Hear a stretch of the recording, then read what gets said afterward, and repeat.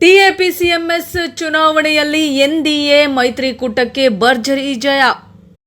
ಮೂಡಿಗೆರೆ ತಾಲೂಕು ಪ್ರಾಥಮಿಕ ಕೃಷಿ ಪತ್ತಿನ ಸಹಕಾರ ಸಂಘ ಅಂದರೆ ಟಿಎಪಿಎಂಎಸ್ ಚುನಾವಣೆಯಲ್ಲಿ ಬಿಜೆಪಿ ಜೆಡಿಎಸ್ ಮೈತ್ರಿಕೂಟದ ಎನ್ಡಿಎ ಅಭ್ಯರ್ಥಿಗಳು ಭರ್ಜರಿ ಜಯ ದಾಖಲಿಸಿದ್ದಾರೆ. ಒಟ್ಟು 8 ಸ್ಥಾನಗಳಲ್ಲಿ 7 ಸ್ಥಾನಗಳನ್ನು ಮೈತ್ರಿಕೂಟದ ಅಭ್ಯರ್ಥಿಗಳು ಗೆದ್ದಿದ್ದು, ಕಾಂಗ್ರೆಸ್ಗೆ ಕೇವಲ 1 ಸ್ಥಾನ ಸಿಕ್ಕಿದೆ.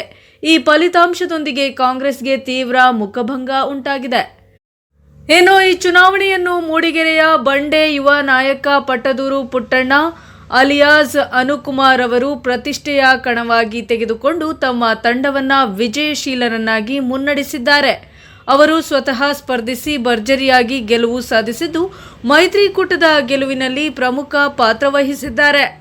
ಈ ಬಾರಿ ಮೂಡಿಗೆರೆಯ ಟಿಎಪಿಎಂಎಸ್ ಚುನಾವಣೆ ರಾಜಕೀಯವಾಗಿ ಕುತೂಹಲ ಕೆರಳಿಸಿದ ಕಣವಾಗಿತ್ತು.